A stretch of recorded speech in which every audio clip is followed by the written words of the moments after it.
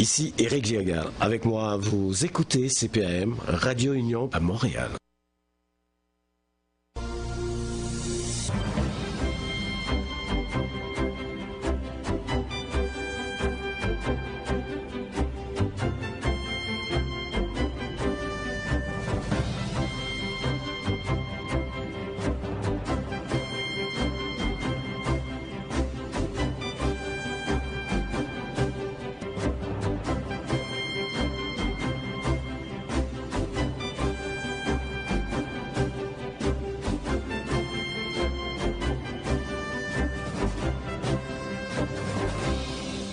Exactement, 17h02, nous avons avec nous en ligne Manon Carpentier, elle est directrice générale de l'Association des ressources intermédiaires de l'hébergement du Québec. Bon après-midi, Madame Carpentier. Bonjour, M. Pierre. Comment ça va, Madame Carpentier? Ça va très bien, je vous remercie. Bon. Alors, les ressources intermédiaires demandent qu'on les aide. Les ressources intermédiaires, il faut expliquer, c'est là où on reçoit. On dit que c'est un milieu de vie. Hein? Ça veut dire que c'est les bénéficiaires sont chez eux, c'est ça? Oui. En fait, ce sont des milieux d'hébergement, mais généralement de taille, je dirais, assez humaine. Là. C'est vraiment des milieux de vie. Mais ce sont des gens qui ont besoin de soins. Donc, au-delà d'avoir de l'hébergement et un couvert, là, c'est des gens qui ont besoin de soins 24 heures sur 24, 7 jours par semaine. Donc, il y a vraiment des services qui sont offerts à ces personnes-là. Ce ne sont pas que de l'hébergement. Et il faut savoir que le réseau des ressources intermédiaires, c'est 100% financé par le ministère. Mm-hmm. Alors, nous, on ne reçoit pas de somme des résidents. Là. On est payé par le ministère. Donc, 100%. Et les gens aussi nous sont référés directement par le ministère. Ce n'est pas nous qui décidons qui on accueille dans nos ressources. C'est vraiment les établissements, les CIS et les CIUS qui nous envoient, en fait, des personnes dont on doit prendre soin. La seule différence avec un CHSLD, bon, c'est une grosse différence, oui. C'est les comptabilités sont faites par vous et vos affaires sont privées jusqu'à un certain point.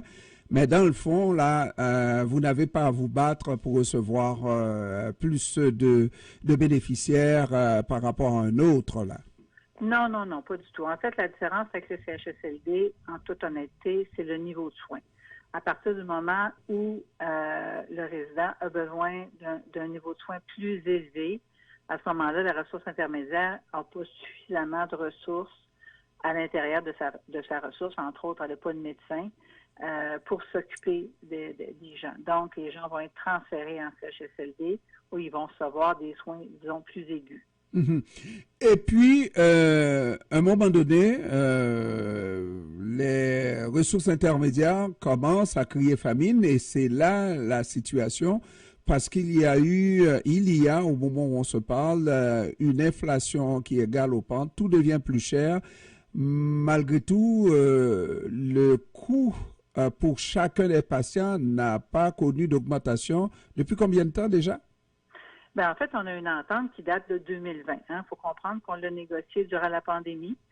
Et, personne ne s'attendait à ce qu'il y ait une montée inflationniste qu'on a connue, là, et ni qu'on ait une flambée au niveau des taux d'intérêt. Là. Personne ne s'attendait à ça.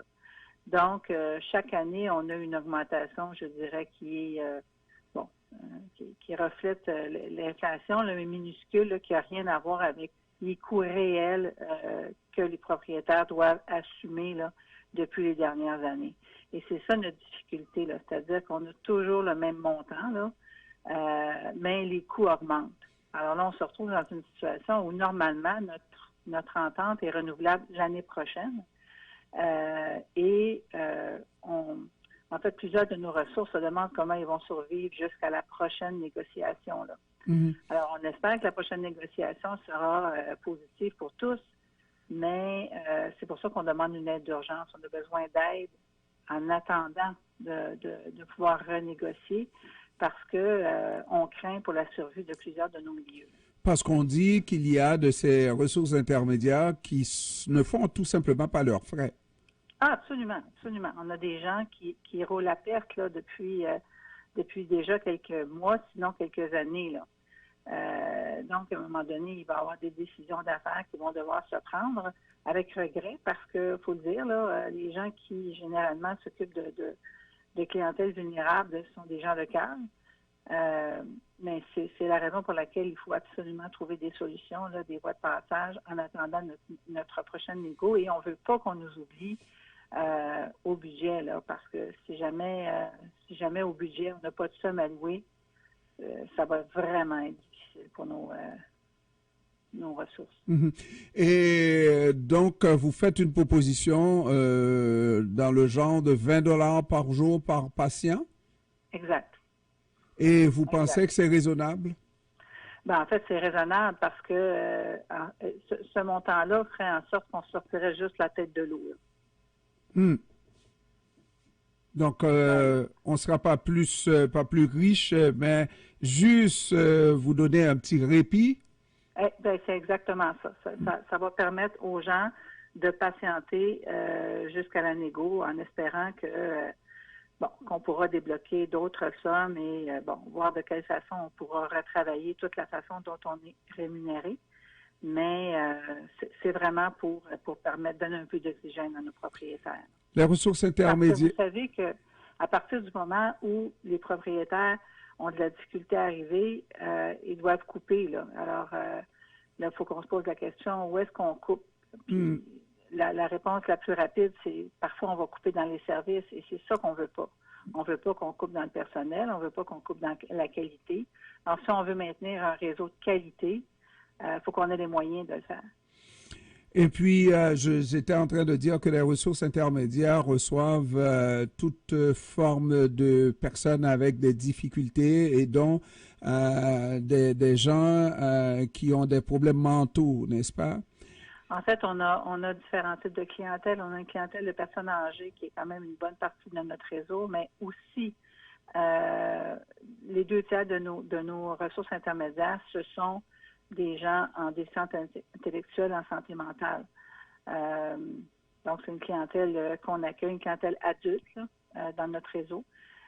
Mais c'est la clientèle qu'on dessert là, à la grandeur du Québec.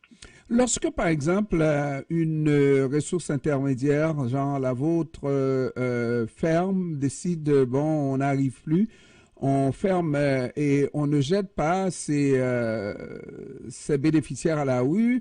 Ils ont été donnés par le gouvernement. Vous allez les remettre au gouvernement. Qu'est-ce que ça va coûter au gouvernement pour héberger ces personnes-là ailleurs? Ben, écoutez, ils vont devoir être très imaginatifs et 2, ils vont devoir les replacer dans différents endroits en payant des sommes plus substantielles. Donc, dans des contrats particuliers, dans des ressources privées pour aînés, dans des contrats de gré à gré que les gens vont se négocier, mais en s'assurant d'avoir les meilleurs taux possibles. Puis ça sort complètement du cadre des ressources intermédiaires. Là. C'est pas pour rien qu'on a un cadre ARI, c'est pour justement s'assurer qu'on a un hébergement qui soit cadré et normé. Mais c'est la réalité. Là. À partir du moment où une ressource ferme, il y a une réelle difficulté à relocaliser ces gens-là. Là. Autrement dit, le gouvernement aurait intérêt parce que le gouvernement sait quel est le niveau de majoration. Exemple, une ressource intermédiaire qui laisserait aller 150 places, c'est beaucoup d'argent à dépenser en plus pour le gouvernement, vrai? Absolument. En fait, on est vraiment une solution à l'hébergement à moindre coût. Là. Dans le continuum de services, on est vraiment une solution à moindre coût avec une qualité de service dans lequel on est fiers là, de dire qu'on rend des services de qualité. Mais vraiment, c'est une économie pour le ministère. D'ouvrir de nouvelles ARI, de s'assurer que le réseau des ressources intermédiaires grandit, c'est réellement une économie pour eux. Et d'ailleurs, j'ai vu dans un article, lorsqu'on fait la comparaison, qu'est-ce que ça coûte par porte. Hein, il y a une logique par porte parce que le gouvernement va aussi créer des lieux d'hébergement. Et on dit pour le gouvernement, c'est littéralement 1 million par porte.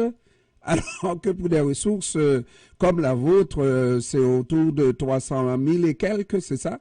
Ben, en fait, le montant actuel pour quelqu'un qui veut construire une nouvelle ressource auquel il aura droit, ça correspond à 211 000. 211 000 par porte. Oui. Nous, ce qu'on prétend, c'est que si on aurait un per diem qui nous permettrait de construire à 300 000 la porte, à ce moment-là, on serait capable de construire des nouvelles ressources.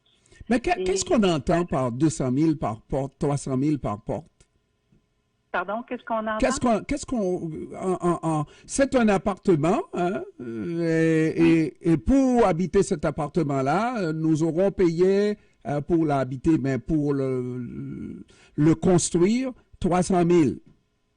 Si on a 10 appartements comme ça, c'est 10 fois 300 000, c'est ça? Oui, en fait, c'est une façon simple de le calculer, mais c'est assez complexe là, au niveau de la comptabilité, je vous dirais, parce que ce ne sont pas des montants qui nous sont attribués au total, parce que c'est un per diem qu'on a par jour, par résident, et ça s'étire sur plusieurs années. Mais au niveau comptable, comme au fil du temps, ce que ça va correspondre aux 211 000.